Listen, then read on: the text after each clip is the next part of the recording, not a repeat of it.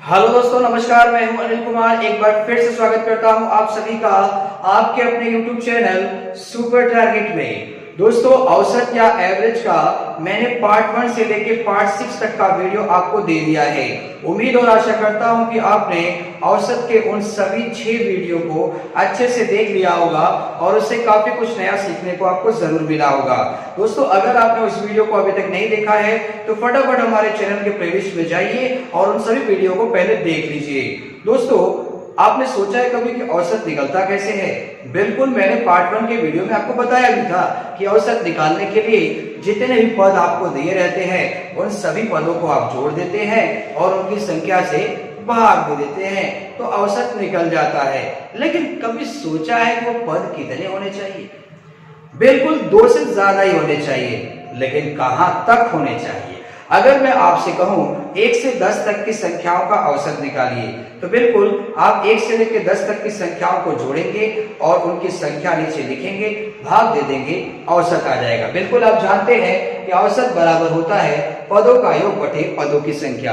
तो आप 1 से लेकर 10 तक की संख्याओं को लिखकर जोड़ देंगे और आसान भी है 1 से 10 तक का लिख के जोड़ना, और पक्का वो 10 ही संख्याएं होंगी, 10 से भाग दे देंगे, आंसर आ जाएगा। लेकिन अगर मैं कह दूं 1 से लेकर 100 तक की संख्या का औसत बताइए, तब तो लगता है आपका पेन रुक जाएगा।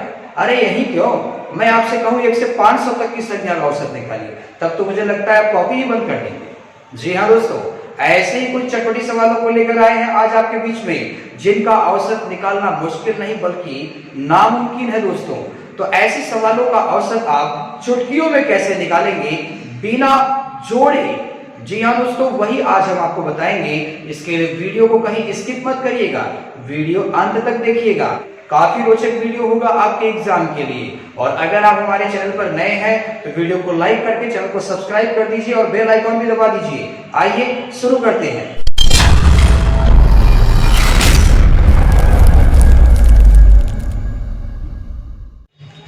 जी हाँ दोस्तों, आपने बिल्कुल सही सुना।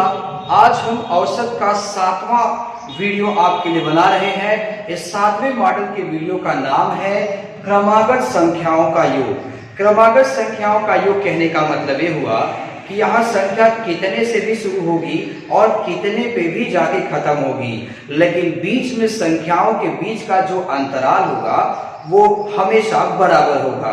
चाहे 1-1 के अंतराल हो, चाहे 2-2 का अंतराल हो, चाहे 5-5 का अंतराल हो, चाहे 10-10 का अंतराल हो, चाहे कितने का भी अंतराल हो, लेकिन सभी पदों के बीच का अंतराल बराबर होना चाहिए। ऐसे ही क्रमागत संख्याएं कहीं से भी शुरू हो, कहीं पर जाकर खत्म हो, उनका औसत चुटकियों में कैसे लगाएंगे वही आज बताएंगे। तो पहला सवाल स्क्रीन पर आ चुका है दोस्तों। प्रश्न है 1 से 90 तक की समस्त पूर्णांक संख्याओं का औसत क्या होगा? अगर आप इसे औसत के फॉर्मूला से लगाएंगे कि औसत बराबर पदों का योग बटे पदों की संख्या, तब तो मेरे हिसाब से भाई मैं कह नहीं पाऊंगा, मेरे हिसाब से बहुत दिक्कत हो जाएगी, लग ही नहीं पाएगा। लगने का मतलब कोई लिमिट होता है यार, 1 से 90 तक कौन जोड़ेगा? पॉसिबल है नहीं है। तो आइए 1 से 90 तक की संख्या मतलब 1 2 3 4 5 6 ऐसे करते करते करते करते कहां तक जाना है? 90 तक जाना है। समस्त मतलब 1 से 90 तक की सभी पूर्णांक संख्याओं को लेना है। तो बीच में डिफरेंस कितने का है देख सकते हैं आप। सभी पदों के बीच का अंतराल 1-1 है, कितने का भी रहे लेकिन अंतराल सबके बीच का समान होना चाहिए। तो जब ऐसी संख्याएं मिल जाएंगी जिसे क्रमागत संख्याएं कहते हैं और आपसे कहेगा औसत ज्ञात कीजिए, लिखा है ना औसत ज्ञात कीजिए, तो आपको पहला वाला पद और अंतिम वाला पद जोड़ देना है और जोड़ के बस आधा कर देना है। कॉपी पर लिख लीजिए कि जब ऐसे हालात आ जाएं तो बस पहला वाला पद और अंतिम वाला पद लिख के जोड़ के आधा कर देना है। यानी 1 और 90 कितना होगा? 91।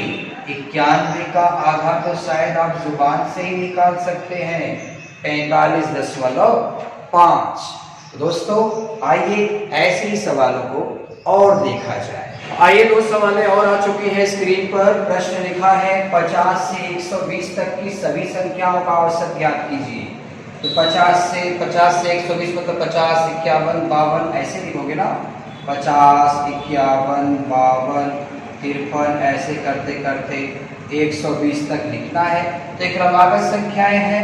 क्रमागत संख्याओं का औसत अगर निकालना है तो पहला और अंतिम जोड़ आधा कर लो, यानी कि 50 और 120 को जोड़ दीजिए। 50 प्लस 120 जोड़िए और आधा करिए, तो हो गया 170 का आधा कितना होगा, बिल्कुल आपको याद होगा 85 होगा। बिल्कुल 2 8 16, 2 बचे 10। उसी तरह का एक नीचे ही प्रश्न लिखा गया है 120 से 248 तक की समस्त सम संख्या। देखो सम हो विषम हो कोई भी संख्या हो यार, बस खाली लगातार होनी चाहिए, उनके पदों के बीच का डिफरेंस बराबर होना चाहिए।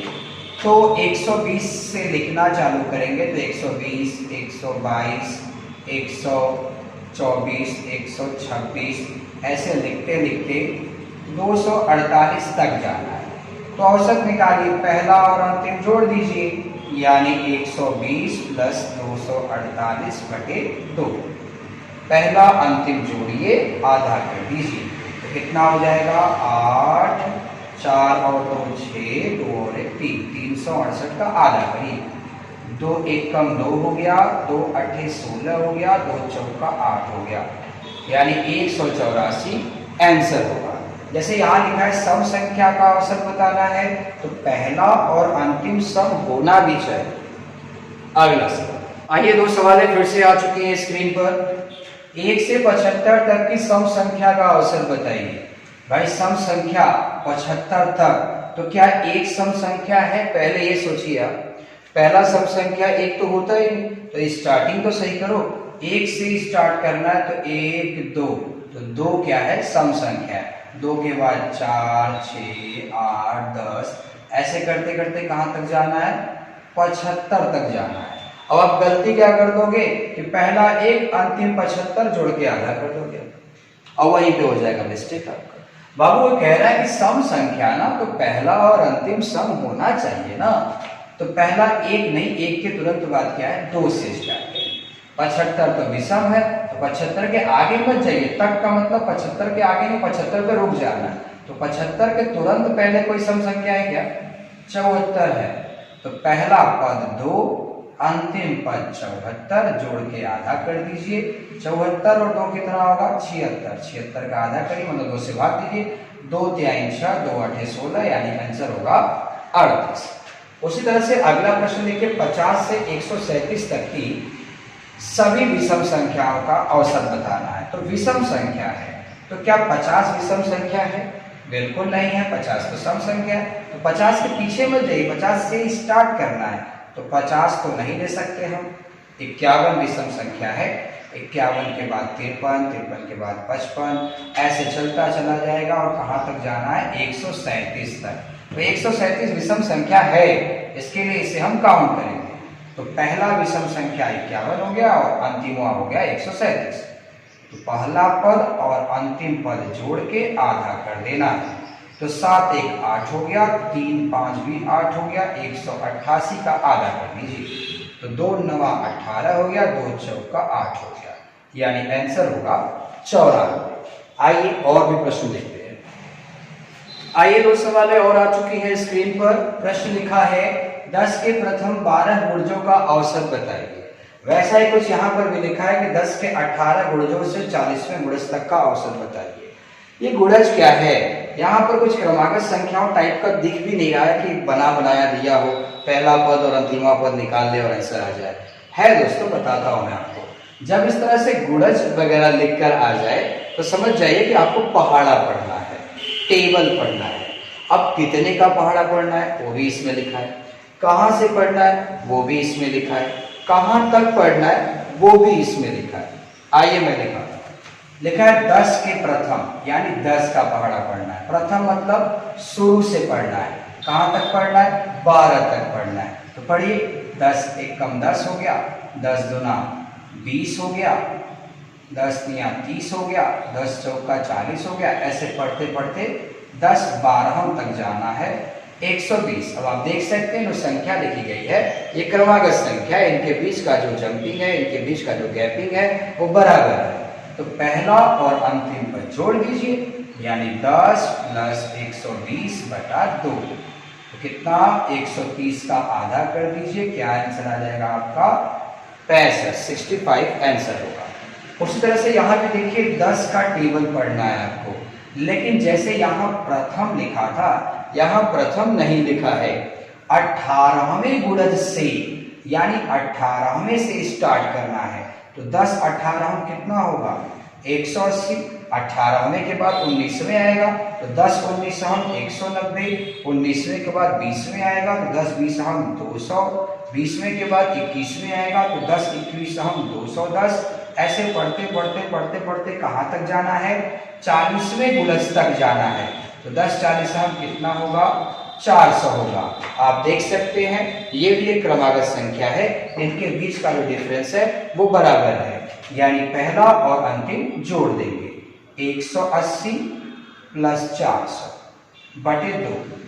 तो 180 और 400 कितना होगा 580, आधा कर दीजिए, 2 दूना 4, 2 नवा 18, 290 आपका आंसर होगा। आइए और भी प्रश्न दिखाता हूं मैं आपको। आइए दोस्तों आज का अंतिम प्रश्न देख लिया जाए। प्रश्न लिखा है 130, 145, 160, 175 डॉट डॉट डॉट 900 तक की सभी संख्याओं का औसत ज्ञात कीजिए। आप देख सकते हैं जो संख्याएं लिखी गई हैं एक क्रमागत संख्याएं हैं। क्रमागत संख्या कहने का मतलब संख्याओं के बीच का जो अंतराल होता है वो बराबर होना चाहिए। आप देख सकते हैं 130 से 145 15 का डिफरेंस है, यानी ये क्रमागत संख्या है। तो जब क्रमागत संख्याओं का औसत पूछे तो ट्रिक क्या है, पहला और अंतिम जोड़ के आधा कर देना है। तो पहला 130 अंतिम 900, तो 130 और 900 जोड़ दीजिए और उसी का आधा कर दीजिए। तो जोड़ेंगे तो कितना आ जाएगा 1030, 2 से काटिए, 2 बचे 10, 2 एकम 2, 2 बचे 10, यानी क्या आंसर होगा 515। तो दोस्तों उम्मीद और आशा करता हूं कि आपको लगातार संख्याओं का यानी क्रमागत संख्याओं का औसत चुटकियों में निकालना आ गया होगा। तो दोस्तों आज का वीडियो और आज का टॉपिक आपको कैसा लगा हमें कमेंट करके जरूर बताइएगा। आपके ढेरों सारे कमेंट का मुझे इंतजार रहेगा। दोस्तों हमारे वीडियो को लाइक करके चैनल को सब्सक्राइब कर दीजिए और दोस्तों बेल आइकन दबाना बिल्कुल मत भूलिएगा, नहीं तो हमारे आने वाले वीडियो का नोटिफिकेशन आपको कैसे मिलेगा। मुलाकात फिर होगी एक नए वीडियो के साथ, तब तक के लिए नमस्कार।